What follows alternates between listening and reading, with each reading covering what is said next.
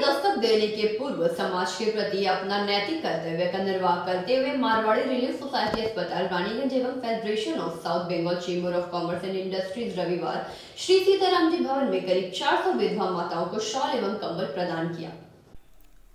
ठंड के दस्तक देने के पूर्व समाज के प्रति अपना नैतिक कर्तव्य का निर्वाह करते हुए मारवाड़ी रिलीफ सोसाइटी अस्पताल रानीगंज एवं federation of South Bengal chamber of commerce and industries द्वारा रविवार श्री सीताराम जी भवन में करीब 400 विधवा माताओं को शॉल एवं कंबल प्रदान किया गया।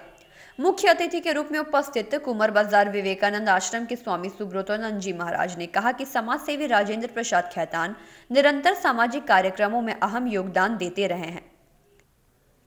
इस अवसर पर रानीगंज बोरो 2 के प्रशासक पूर्ण शशि राय ने कहा कि कई वर्षों से देख रहा हूं कि राजेंद्र प्रसाद खैतान के नेतृत्व में लगातार सेवा के कार्य किए जा रहे हैं। खासकर गरीब असहाय लोगों की मदद करना इनकी संस्था का मुख्य उद्देश्य है। इस मौके पर समाज सेवी प्रदीप बाजोड़िया, पवन केजरीवाल, ओम भुवालका, आलोक बोस, ओम प्रकाश बाजोड़िया, पंजाबी मोड़ गुरुद्वारा प्रबंधक कमेटी के अध्यक्ष सरदार इंदर सिंह, निर्मल झा, सतीश खेमका, राम गोपाल बाजोड़िया, विजय खैतान, दीपक Jalan, Harshvardhan Khaitan, Sandeep Jhunjhunwala, Gautam Ghatak, doctor S K. Basu, doctor S K. Manjhi, Sanjay Bajoria सहित कई गणमान्य लोग उपस्थित थे।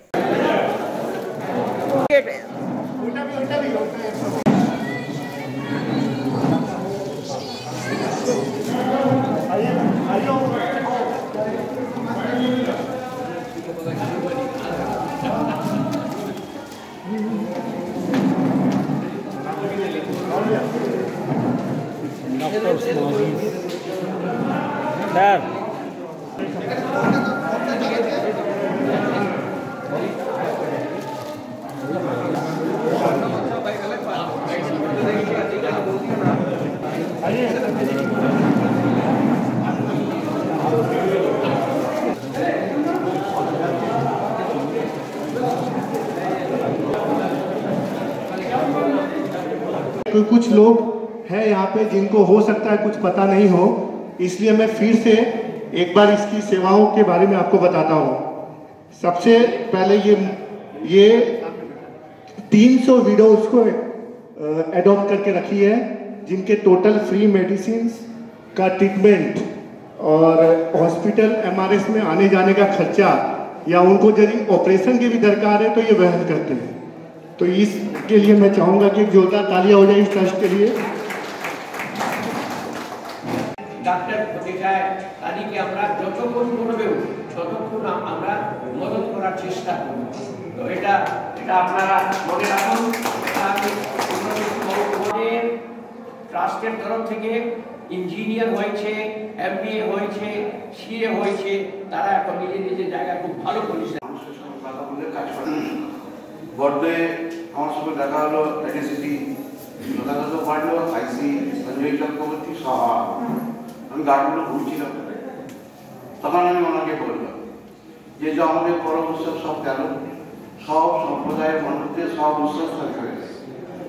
ঠান্ডা থাকতো, ঠান্ডা মানুষ একটু খাওয়া দাওয়া করে বেড়া থাকছে, তাহলে আমাদের একটু বুঝতে হবে ফাউন্ডেশন ডেকে নেব রানীগঞ্জের বিশিষ্ট দশের যে উনি যেটা বললেন এই যে ওভারলোডিং ট্রাক যেগুলো যাচ্ছে, যেটার জন্য আমাদের একটা বাইপাস করাও আছে, সেটা যদি আমরা ওই দিক দিয়ে ঘুরিয়ে দিই আর টোটোগুলো যেগুলো রয়েছে যদি আমরা একটা করে পয়েন্ট করি, আমি বলেছি ধরুন গল্পপুর ওদিক দিয়ে টোটোগুলো আসছে একটা জায়গায় দাঁড়াবে, শহরের মধ্যে কোনো গাড়ি ঢুকবে না, যেখানে টোটো ঢুকবে না শহরের মধ্যে, সেখানে আমরা ওই কোনো জায়গায় স্ট্যান্ড পয়েন্ট করে দেবো।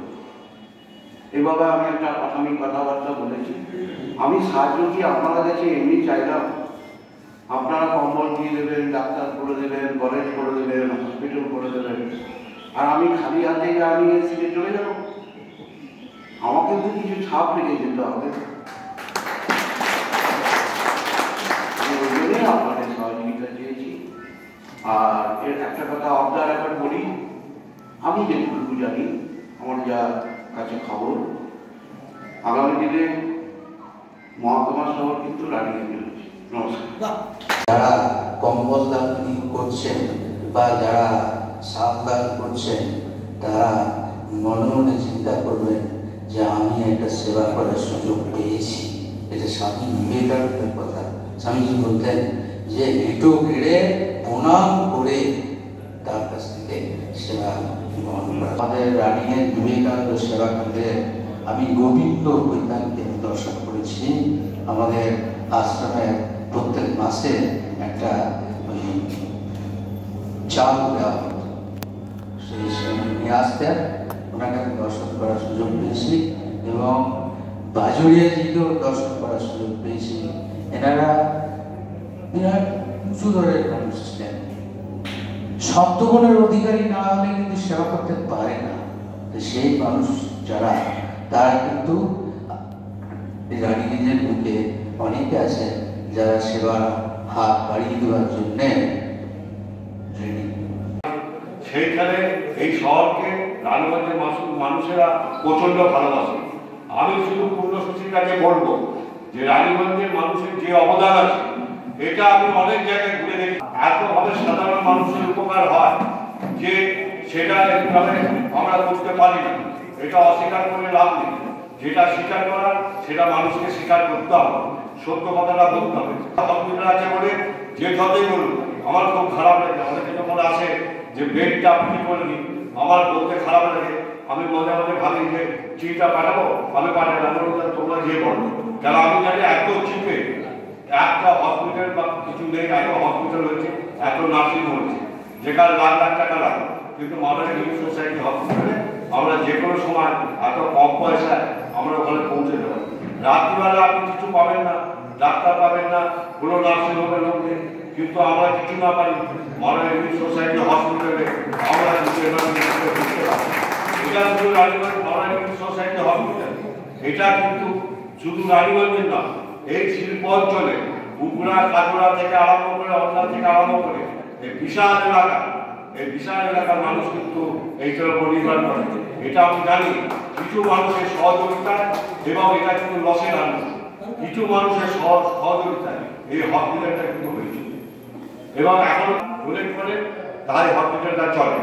এবং এই হসপিটালটা করেছিল আমরা জানেন, যারা আমরা মেডিকেলে যাকে আমরা মাইলস্টোন করি, সেই আমরা তখন খুব ছোট, আমি দেখতে এসেছিলাম যে বিধানচন্দ্র রায়, একটা বিধানচন্দ্র রায় এই হসপিটালটা উদ্বোধন করেছিল। তো সেই হসপিটাল আজকে বিরাট আকার ধারণ করছে, অস্বীকার করে কোনো লাভ নেই। তারপরে আমি যেটা বললেন যে আপনারা যে ইয়েটা করেছে, আইসিইউ হচ্ছে, আইসিইউ হলে তো আরো ভালো হতো। তারপর তো রাজীব রঞ্জনের মতো রয়েছে পরিক্রমা দুর্ঘটনা ঘটে, সেই 5 জনকে তুলে হসপিটালে পৌঁছে দিয়ে এখানে আসি। আমি ক্ষমা প্রার্থী আপনার কাছে। আজকে এই মঞ্চে সম্মানীয় শ্রদ্ধ মহারাজ সহ যেসব অতিথিবৃন্দরা রয়েছেন, মঞ্চের নিচে যারা রয়েছেন সম্মানীয় অতিথিবৃন্দ, সকলকে আমি শ্রদ্ধা ও প্রণাম জানাই।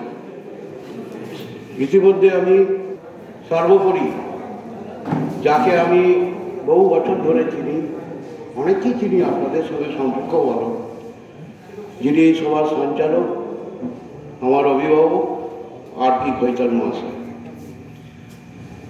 আমি 5 বছর আসানসোল পৌর নিগমের মেয়র পরিষদ ছিলাম। আপনারা জানেন, পরবর্তীকালে পশ্চিমবঙ্গ সরকারের দ্বারা বোর্ড অফ অ্যাডমিনিস্ট্রেটর তৈরি হয় আমাদের 9 জনের। যেদিনকে আমরা জয়েন্ট সেক্রেটারির কাছে দায়িত্ব নিলাম, আমি যখন দেখলাম রানীগঞ্জ এবং আসানসোল আমার দায়িত্ব, আমি এত খুশি হয়েছিলাম যে আমি মন্ত্রী যদি হতাম না। প্রায় 100 বছরেরই দুটো পৌরসভা, এই বয়স এদের 100 বছর। পশ্চিমবঙ্গ সরকার আমাকে যোগ্য মনে করেছে, আমার উপর দায়িত্ব দিয়েছে। আমি এত খুশি হয়েছি।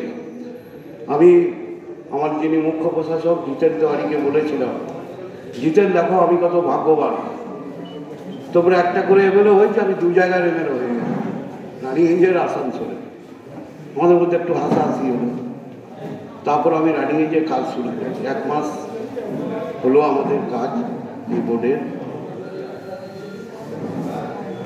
আমি যেদিনই আসি নতুন করে রানীগঞ্জকে দেখি, দেখুন, আমি জামুরিয়ায় জন্মগ্রহণ করেছি। আমি মেয়র পরিষদ থাকাকালীন পুরো পৌর নিগম এলাকার দায়িত্বপ্রাপ্ত ছিলাম পানীয় জলের। কিন্তু এই রানীগঞ্জ এবং আসানসোলের একটা বড় বৈশিষ্ট্য আছে, মানুষ তো সব জায়গায় আছে, সবই জায়গায় গোলটি আছে, বরাকর আছে, জামুরিয়া আছে, হীরাপুর আছে, বিভিন্ন জায়গায় মানুষ আছে।